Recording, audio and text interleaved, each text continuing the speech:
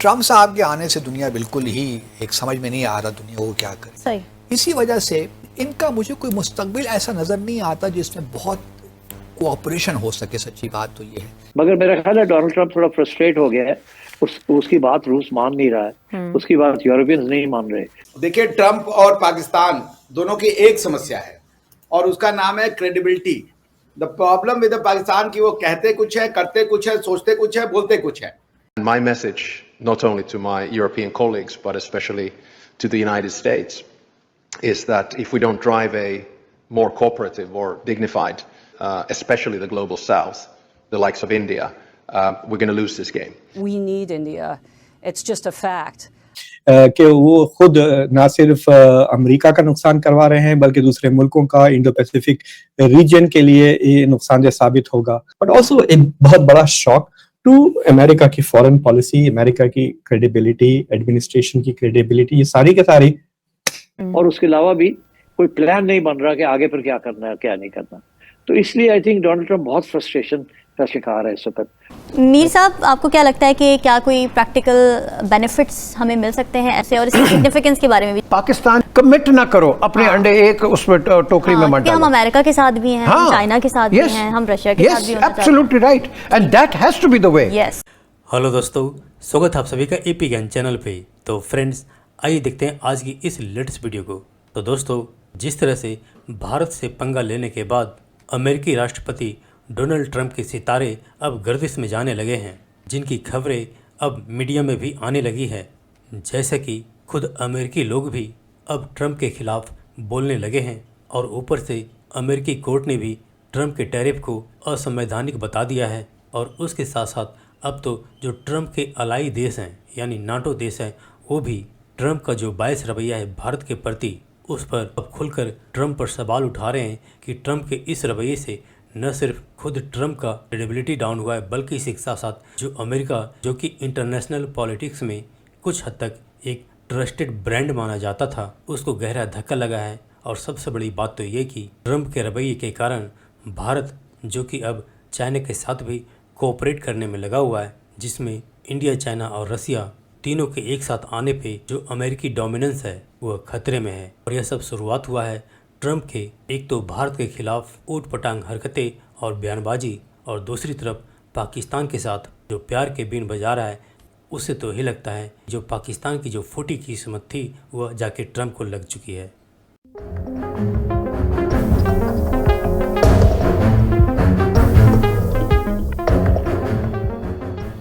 Sir, एक नई बात सुनने में आई है। वैसे तो ट्रम्प को लेकर है और आप यकीनन आप लोग कहेंगे कि ट्रम्प तो वैसे ही बोलता रहता है, उसकी क्या सुननी, लेकिन फिर भी मतलब प्रेसिडेंट तो है ही ना अमेरिका का। वो कह रहे हैं कि जी, ट्रम्प ने क्लेम किया है कि भारत ने उनको ऑफर दी है कि जी हम टैरिफ जो है वो जीरो करने को तैयार है।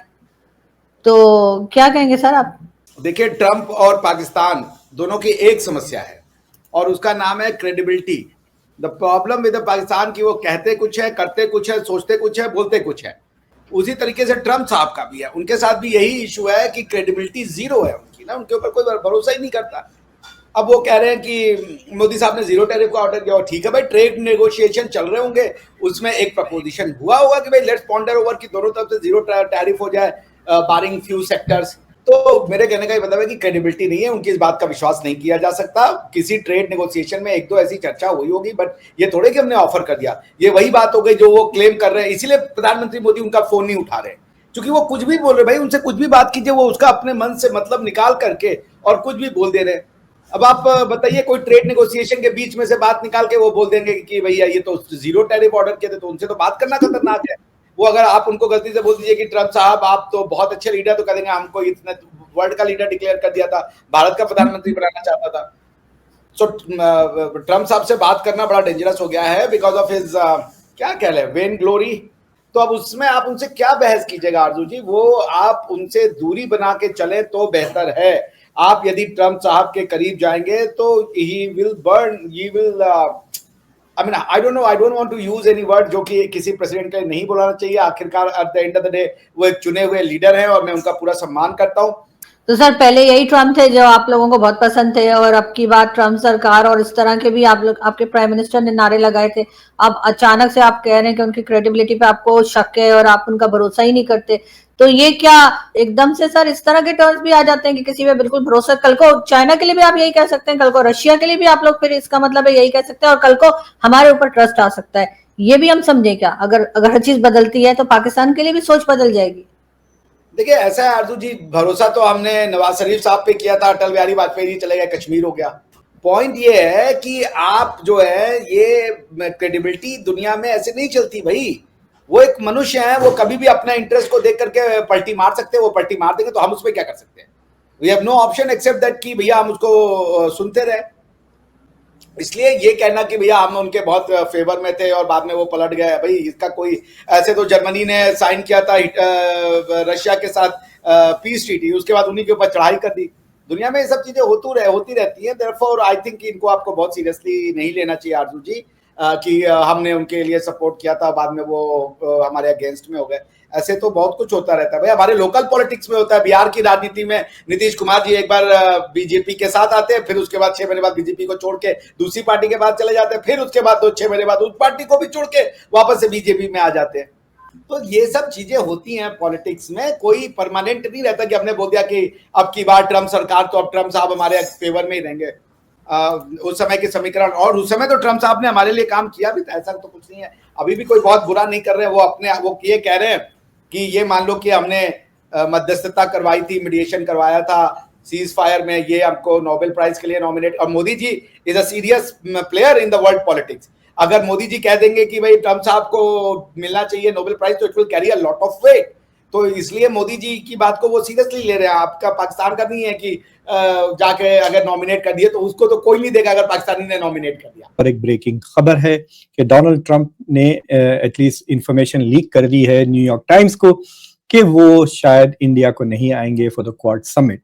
तो मुझे लगता है कि that is a very big decision जो डोनाल्ड ट्रंप ने लिया है, और सिर्फ वो अगर ये डिसीजन इसलिए ले रहे हैं कि वो प्राइम मिनिस्टर मोदी से नाराज हैं या प्राइम मिनिस्टर मोदी उनको नोबेल प्राइज के लिए एंडोर्स नहीं कर रहे हैं, इस वजह से अगर वो नाराज हैं, तो ये बहुत ही गलत उनका रवैया है, ये उनकी गलत स्ट्रैटेजी है, आप कह सकते हैं हिकमत अमली है कि वो खुद ना सिर्फ अमेरिका का नुकसान करवा रहे हैं बल्कि दूसरे मुल्कों का, इंडो पैसिफिक रीजन के लिए ये नुकसानदेह साबित होगा अगर क्वाड खत्म हो जाता है। So this is a new development, तो we will see what happens going forward. लेकिन डोनाल्ड ट्रंप के लिए एक सबसे बड़ा प्रॉब्लम ये हुआ कि यहाँ पर जो एक कोर्ट है, फेडरल अपील्स कोर्ट, उसने डोनाल्ड ट्रंप के सारे टैरिफ्स को अनकॉन्स्टिट्यूशनल और इलीगल खड़ा कर दिया। अब तो वो कह रहे हैं कि हम इससे तो अमेरिका तबाह हो जाएगा, अमेरिका विल बी डिस्ट्रॉयड कर रहे हैं, और अगर सुप्रीम कोर्ट ने भी अगर एग्री कर लिया तो ही इज फिनिश्ड, मतलब वो टैरिफ वगैरह चले जाएंगे। It will be a big shock to Donald Trump's agenda, but also एक बहुत बड़ा शॉक टू अमेरिका की फॉरेन पॉलिसी, अमेरिका की क्रेडिबिलिटी, एडमिनिस्ट्रेशन की क्रेडिबिलिटी, ये सारी के सारी खुश हो जाएगी। तो एक तरह से आप ये कह सकते हैं कि डोनाल्ड ट्रंप के लिए ये हफ्ता अच्छा नहीं था। वो डोमेस्टिकली कोर्ट्स उनके खिलाफ कदम उठा चुके हैं, उनकी फॉरेन पॉलिसी के खिलाफ, और फिर ये जो SCO समिट की जो ऑब्वियस विजिबल सक्सेस है